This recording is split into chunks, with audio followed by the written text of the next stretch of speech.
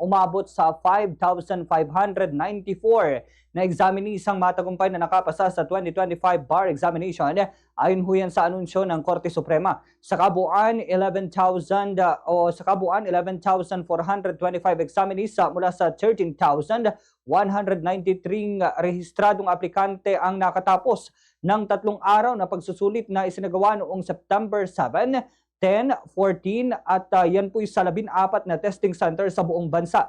Ipinabatid ng Korte Suprema na opisyal na inilabas ngayong ika-7 ng Enero ang resulta ng bar exams. Pinangunahan ni Associate Justice Amy Lazaro Javier, chairperson ng Supreme Court Committee on Bar Examinations, ang proseso ng pagsusuri at pag-aanunsyo ng resulta. Nanguna naman sa mga pumasa si Jen Roniel Rey Sanchez mula sa University of the Philippines o UP na mayroon pong markang 92.70%. Pumangalawa si Espinal Albert Declaro ng University of Santo Tomas, Manila na mayroon pong 92.46%, habang pumangatlo naman si Eliza Adviento na mayroon pong 91.91% na rating. Pumang-apat naman si Angelica Mitra ng De La Salle Lipa. At pumanglima si Marca Angelo Santos ng University of Santo Tomas na mayroon pong 91.58% na rating.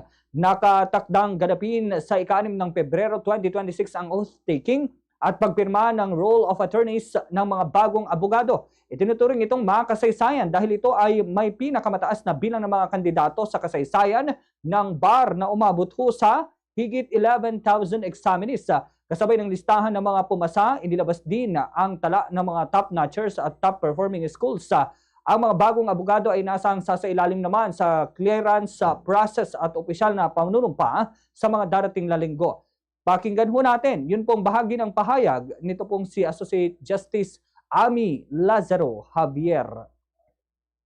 We ensured that our examinees were given the most suitable platform as they face this Herculean task.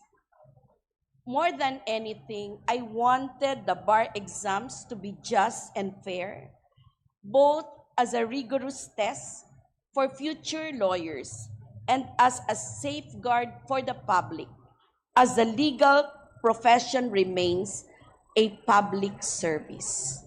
For the most trusted source of news and information, visit our website at www.bomboradio.com. Follow us on Bombo Radio mobile app, Facebook, and YouTube.